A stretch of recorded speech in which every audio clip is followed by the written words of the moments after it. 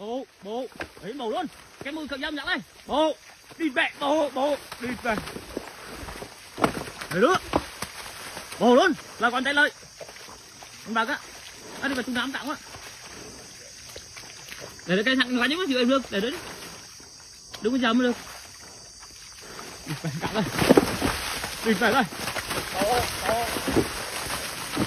đi về lời các bạn lên đó, rồi đi về đây, đừng có để mắc càng chay khuấy đấy.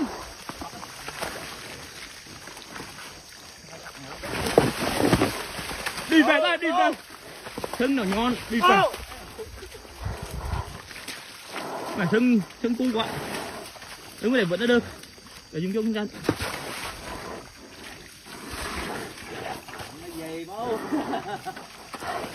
Dập đừng sưng mùi đi. Đây đi, đây được. Dập đừng sưng mùi đi. Đừng có lỡ cho mùi trắng thôi mà sao đi. Đây. Bố.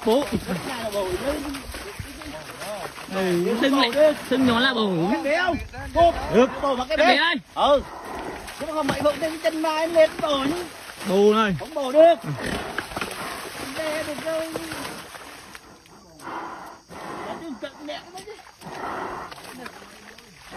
Đúng để mình cho vui nhập á.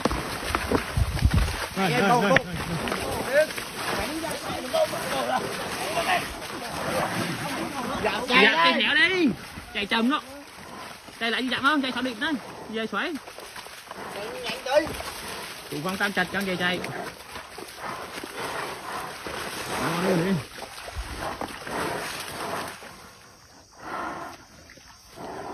Hai điều đến trụ đó. Còn bạn không? Hai điều đến trụ nha. Ông trên hải không? Điều.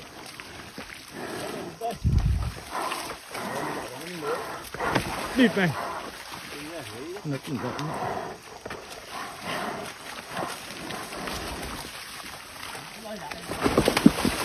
Ui địt này.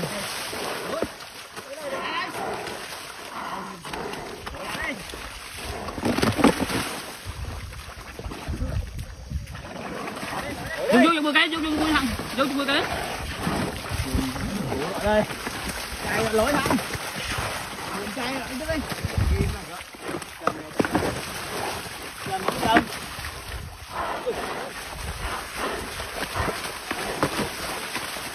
Thẳng đây cho vui đây.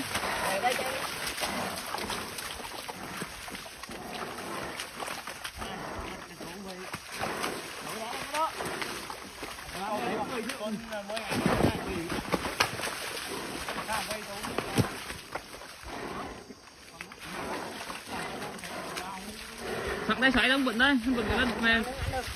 Xoáy đây quá. Sưng tu quạ ít này.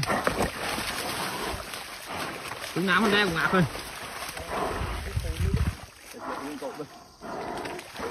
Dạ cũng thú đi. Nó rồi chảy gọn đó. Đó. Sưng của bạn thì các bạn cứ bổ lên này. Chó con đề này chạy đấy, chó con đề này chạy nữa. Bố, đi về. Chào tay bổ đây đổ đây. Thằng sưng nai mèn thôi. Sưng nai đây. Sưng nai mèn cổ á. Đây. Địt về các bạn đến luôn. Đây. Ô, địt về. Đấy. Dạ phải sao dặm đấy, tới đây. Phải xong thôi đấy. Được, để có gì nữa. Đi về thôn hoạn á. Quyền tắt hai lỗ nữa. Còn đi lỗ. Từ từ nhá. Lỗ lên lỗ đây. Rồi. Đúng rồi, có nó chảy vào mặt đây, lỗ đây.